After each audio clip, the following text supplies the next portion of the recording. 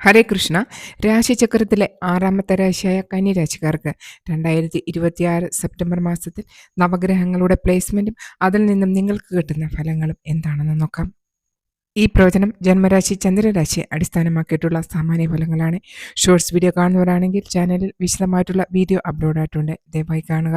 വീഡിയോയുടെ അവസാനം നിങ്ങൾ ചെയ്യേണ്ട വേദിക അസ്ട്രോളജി അനുസരിച്ചുള്ള ഉപായങ്ങൾ പറയുന്നതായിരിക്കും, തീർച്ചയായും കാണുക.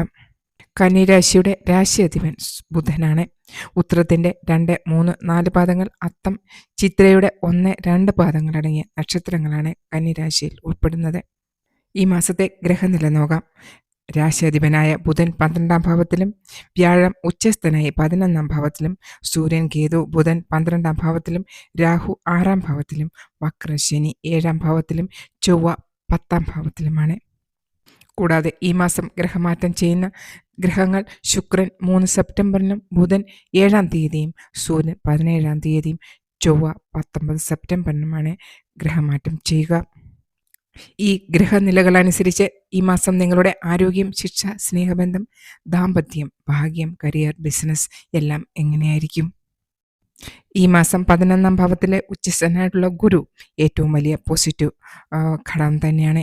വരുമാനം, സാമ്പത്തിക നേട്ടം, ആഗ്രഹ സാഫല്യം, സുഹൃത്തുക്കളുടെ സഹായം, കരിയറിൽ ഗ്രോത്ത് എന്നിവയിൽ നല്ല സാധ്യതകൾ കാണുന്ന മാസം.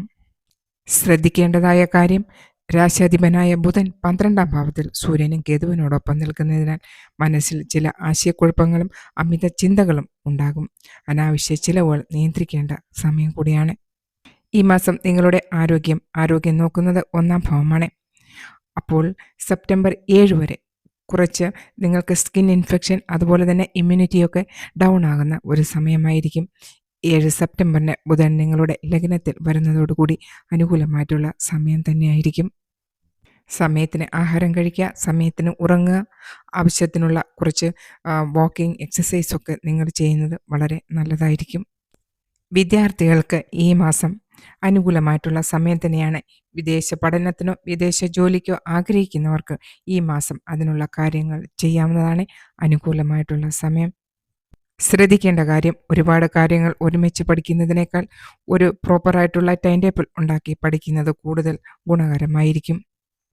കൂടാതെ കോമ്പറ്റേറ്റീവ് എക്സാമിനോ ഹയർ സ്റ്റഡീസിനോ വിദേശ വിദ്യാഭ്യാസത്തിനോ എന്നിവയ്ക്ക് തയ്യാറെടുക്കുന്നവർക്ക് ഈ മാസം നല്ല രീതിയിൽ പ്ലാനിങ് ചെയ്തു കഴിഞ്ഞാൽ അനുകൂലമായിട്ടുള്ള റിസൾട്ട് കിട്ടും. വിദ്യാർത്ഥികൾക്ക് കൂടുതൽ അനുകൂലമായിട്ടുള്ള സമയം സെപ്റ്റംബർ 7 ശേഷമുള്ള സമയമാണ്. സ്നേഹബന്ധത്തിൽ ഏർപ്പെട്ടിരിക്കുന്നവർക്ക് ഈ മാസം ചെറിയ കാര്യങ്ങൾ പോലും ഓവർ തിങ്കിങ് ചെയ്യാതെ വളരെ